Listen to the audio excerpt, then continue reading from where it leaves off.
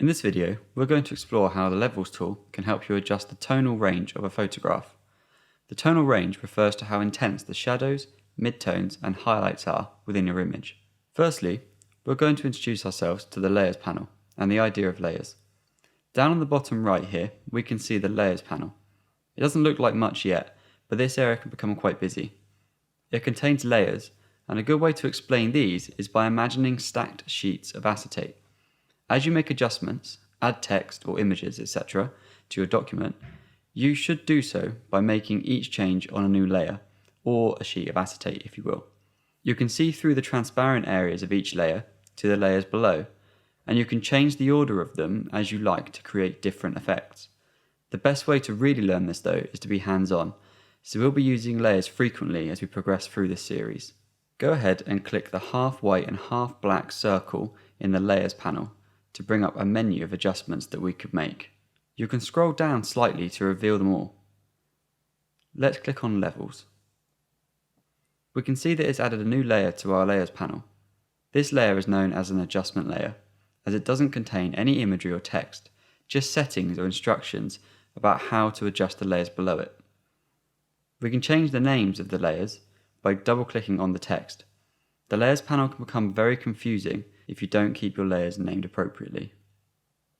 Now, here are some properties within the Levels tool, and we can adjust these to suit our needs. The graph here is known as a histogram. Now, just before we continue, I want to show you that if we click off of this layer from our Levels tool, the options disappear. But we can get these back just by clicking on the Levels tool layer or double-clicking if that fails. The Levels histogram looks a bit like a landscape, sometimes with mountains and ridges. It's a visual guide for how much data in your image is considered a shadow, a midtone, or a highlight. Data in shadows is shown on the left, midtones towards the center, and highlights on the right. We can see in this image that there's a lot of data in the shadows and midtones, with no data really in the highlights. Even if I'd never laid eyes on this photo, I could tell from the histogram that it would have a low level of lighting. Looking at the histogram closer, you'll notice these arrows or sliders underneath the histogram, and these are used to adjust our levels. The slider on the left is used to tell Photoshop where you consider the black point to be in your shadows. That is, the point where the shadows or dark areas of your image are absolutely black, with no visible details. The slider on the right refers to the white point, and here, Photoshop is asking you to indicate the point where your highlights should be absolutely white, with no visible details. A good rule of thumb is to not clip the mountain, so placing your sliders at the bottom of each side of the mountain of data. Any data outside of your mountain will be considered beyond the black or white points, so Photoshop will depict these as either absolutely black or absolutely white, with no detail. As you can see, putting these sliders together creates a stronger contrasting effect between the shadows and the highlights in an image. It's important to not do this too much, however, otherwise your photograph will start looking a bit unrealistic.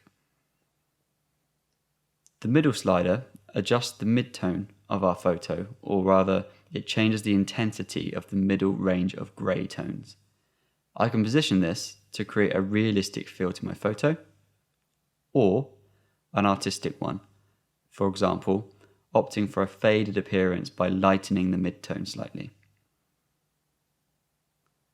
Just before we finish this video, I'd like to draw your attention back to the Layers panel.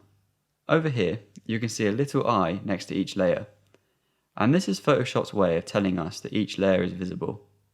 If we click the eye, the layer will be made invisible. It's still there, but Photoshop will hide it temporarily. This is a great way of previewing changes and seeing the before and after of our adjustments. That's everything for this video. For me, Levels is a standard adjustment that I make to nearly every photo that I import into Photoshop. In the upcoming videos, we'll continue to explore the tools that Photoshop makes available to us.